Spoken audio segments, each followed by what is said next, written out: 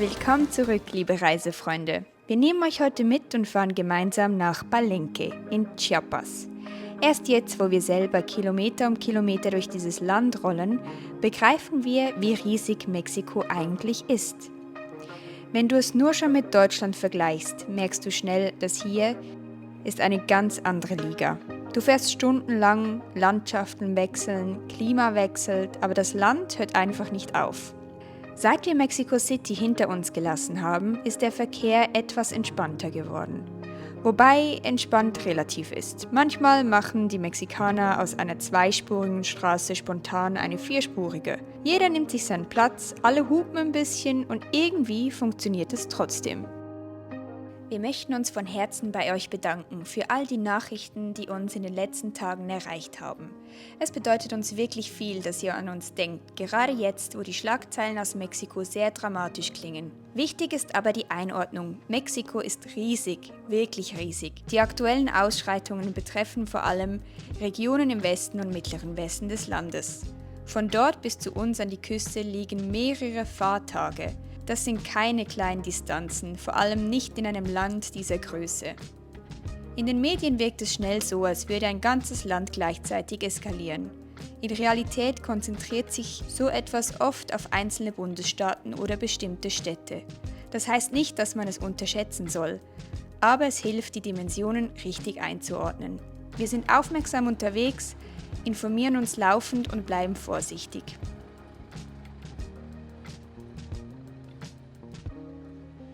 Ja Leute, wir sind angekommen im grünen Paradies. Wir sind jetzt im Bundesstaat Chiapas, wenn mich nicht alles täuscht. Sind wieder mal bei Wasserfällen. Wir waren ja schon bei den, wie hießen die Dinger denn schon wieder? Da, wo wir gewesen sind mit dem türkisen Wasser. Grutas de Tolangoto oder so? Warum fragst du mich das? Ihr wisst schon, wir blenden euch den Namen ein. Ich muss euch ehrlich sagen, das ist teilweise sehr, sehr witzig mit deutschem Hintergrund, also deutschsprachigem Hintergrund.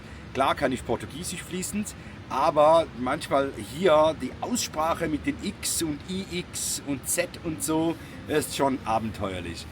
Und ja, auf jeden Fall sind wir jetzt beim nächsten kleinen Wasserfall hier angekommen. Ob das so richtig klein ist oder groß, wissen wir noch nicht. Wir sind gerade jetzt angekommen. Und jetzt müssen wir zuerst mal eine kurze Pause einlegen. Es war wieder eine wilde Fahrt hierher. Die Straßen sind teilweise sehr eng und so.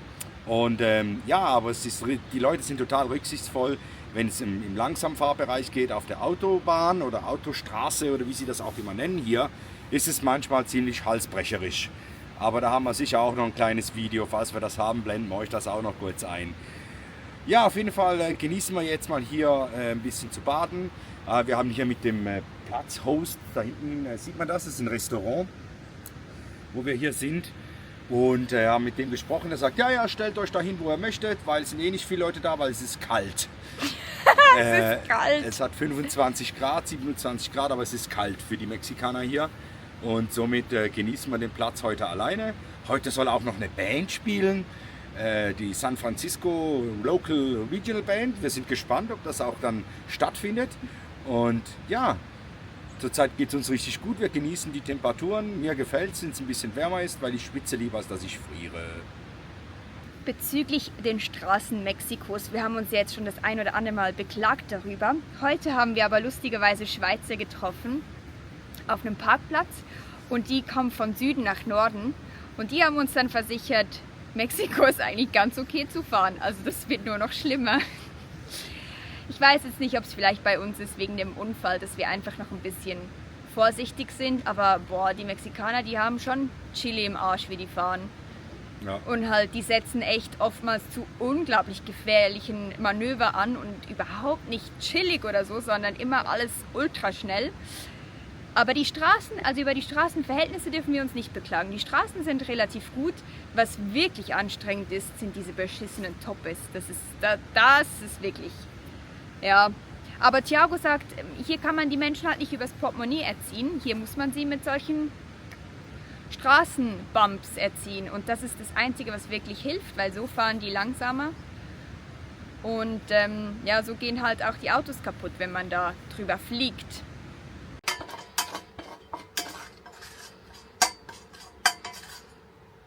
Der Chefkoch hat wieder gezaubert. Wir essen seit den USA ja kein Fastfood mehr. Und passen uns immer schön dem Land an. Deswegen gibt es heute Fleisch, Reis und Tomaten. yes. Am Wasserfall, wie herrlich. Ich hab Hunger. Wie das wieder aussieht hier, mitten in the jungle. Jurassic Park.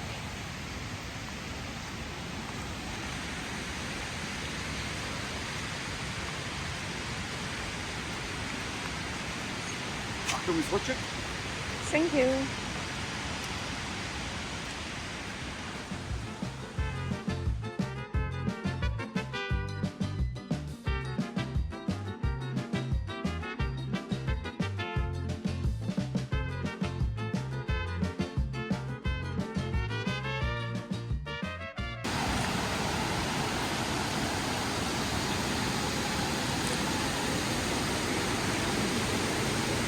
Ich sehe das schon. Hier gehst du wahrscheinlich nicht schwimmen. Also ich muss sagen, das Wasser sieht phänomenal aus.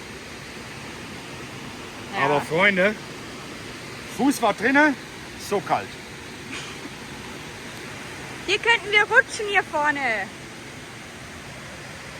Was meinst du, rutschen? Ja, hier könnten wir runterrutschen, den Wasserfall runterrutschen. Will ich unbedingt, ja. Also dem Thiago war es zu kalt, die Manuela. Die wagt es jetzt wieder mal, weil sie unser unerschrockenes Expeditionsgirl ist. Ach du Mensch, ich habe nur den Fuß reingehalten, es war wirklich kalt. Ich weiß Leute, es sieht nicht kalt aus, aber es ist kalt.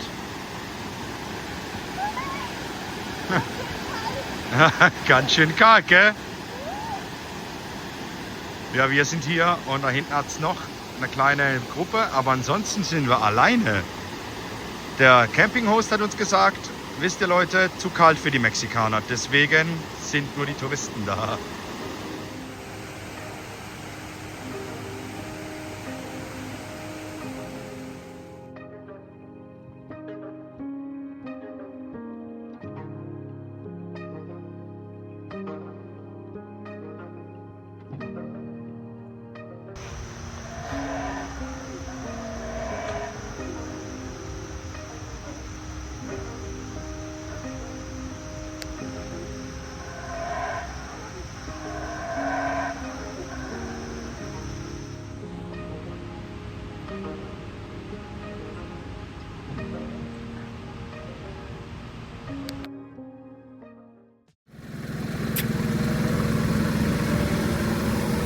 Hey, buddy. Hey.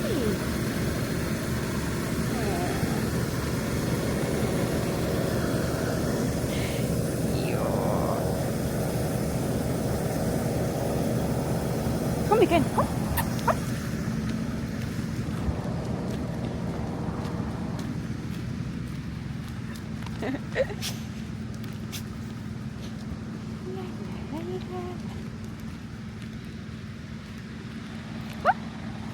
Damit wir auch immer Aufnahmen haben, wie wir von irgendwo wegfahren, laufe ich dann meistens schon 5 Minuten vorher los, damit Thiago alles starten kann. Oh, der Hund läuft mit.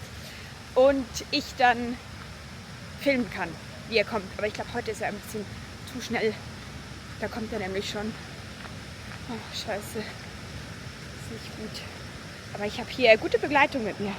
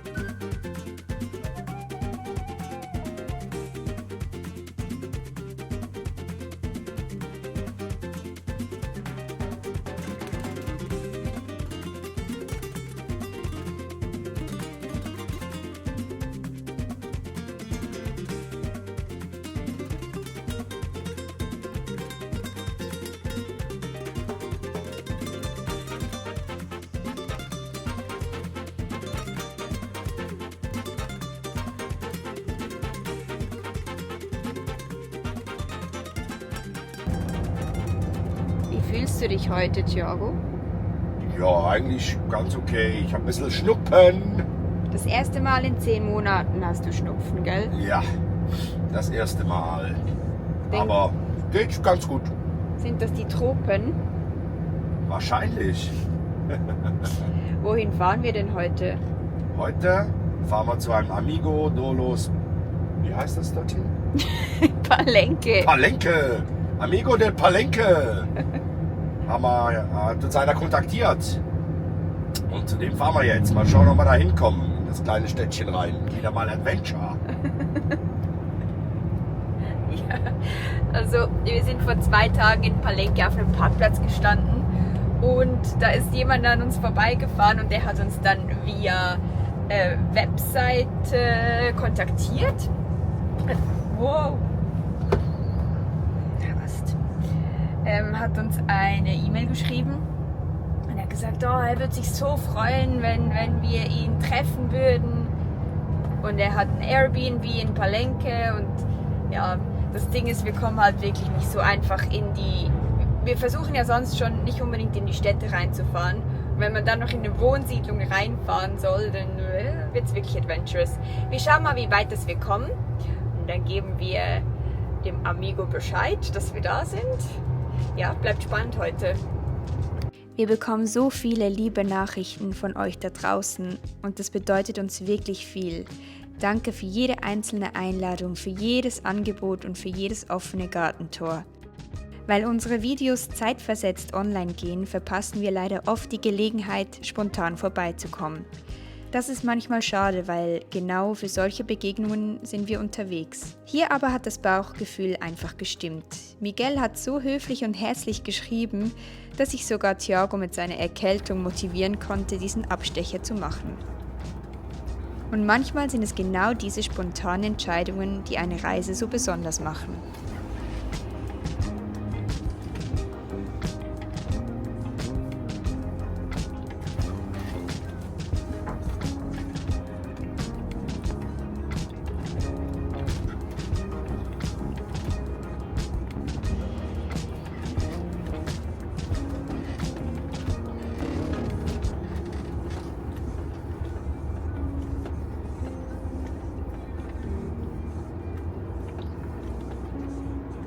Da stehen sie doch schon. Ja, Aber ich glaube, wir können auch einfach hier vorne parkieren. ich denke schon, ja. Ich denke, wir werden hier draußen parkieren, weil das wird nichts mit reinfahren. Nee, aber ich bin überrascht, wie nah dass wir rangekommen sind. Ja, ich auch. Der Tour ist schön. Gefällt's dir? Ja, was der für ein Anwesen hat, das ist ja riesig. Ja, man sieht nur den Eingang und dann kommt man hier rein und dann ist es plötzlich so. Und da unten hat es noch einen See, also einen Fluss. Hier hatten Da sie hat's, mal. anscheinend Krokodile drin und Tartarugas. Schildkröten. Schildkröten. Und ja, ist echt krass. Also, wie das alles hier gepflegt ist.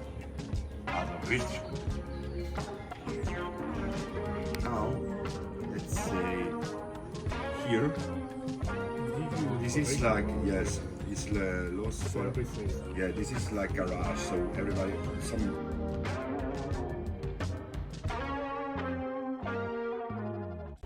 Look, Mexico. I've been in Guadalajara, in Jalisco. A few Muchas years ago, gracias. and there are not many. Those here. Things, yeah. How is the name of the fruit? Guayaba. Goya, yeah, because in Portuguese it's goiaba. Guayaba. Yeah. The guacamayas come here, take the guayaba with the little hand Yeah. and start to eat. Okay. Mírala, es bellísima. Vamos a sacar una foto para Marieta.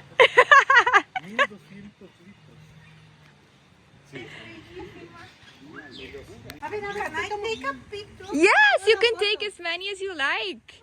Una foto. Cari. Oh, a ver.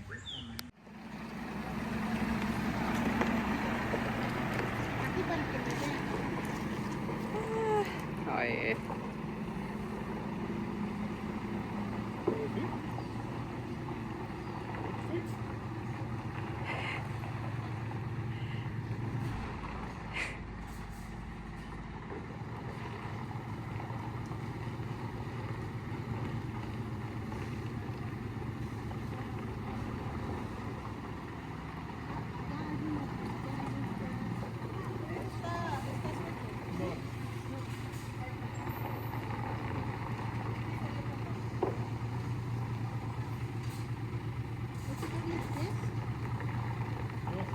barco pudiera ser tierra. Pero está... Stop!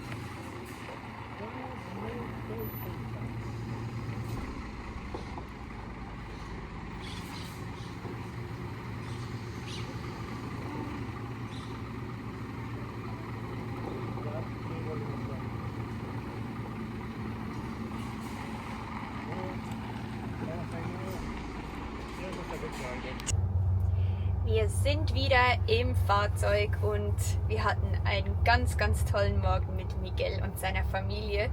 Die waren so herzlich und so nett zu uns. Die haben uns das beste Frühstück in Mexiko aufgetischt, was wir wahrscheinlich je bekommen haben in diesem Land.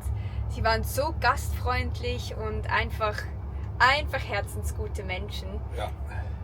Thiago konnte sich auch sehr gut mit den Eltern verständigen, weil er einfach sein Spanisch wird immer besser.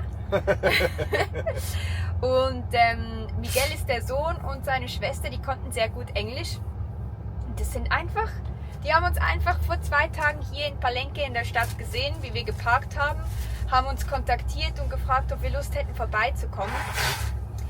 Und wir sind sehr froh, haben wir das gemacht, weil es zeigt einmal mehr, dass man einfach auf Reisen so liebe Menschen trifft und die haben ja gewohnt das war eine Parkanlage, wo die wohnen, einfach unglaublich. Ja, richtig schön.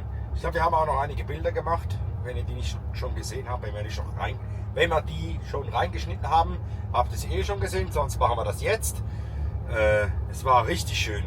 Die leben da quasi wie ein Biotop, so zoomäßig. Wir haben Papageien gesehen und so. Also echt cool, muss ich sagen. Total nette Familie.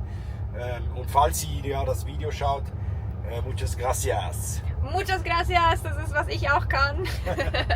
Ja, und noch wichtig zu sagen, also die haben nicht irgendwie einen Zoo oder so dort, das sind einfach wilde Tiere, die vorbeikommen. Sie haben so einen kleinen See und der hat irgendwie so einen Flusszugang und da kommen dann manchmal Krokodile hin und da freuen sie sich auch, dann, wenn die Krokodile da sind. Und Ara-Papageie, die werden jetzt in Mexiko, schauen sie auch wieder, dass die wieder ein bisschen nach Mexiko finden, weil die eine Zeit lang gar nicht mehr existiert haben. Es war wunderschön und wir haben es sehr, sehr genossen und es hat einfach gut getan. Und ja, jetzt sind wir wieder im Verkehr, hier mit unseren LKW-Freunden. Hier hat es irgendwie viele Projekte am Laufen um dieses Palenque rum. Die transportieren alle Stein ab. Mal schauen, wie weit wir es heute schaffen. Thiago ist nicht so fit. Dem läuft wirklich alles aus der Nase und aus den Augen und das ist wirklich ein bisschen ein Armer. Und darum, jetzt schauen wir mal, wie weit wir es schaffen heute.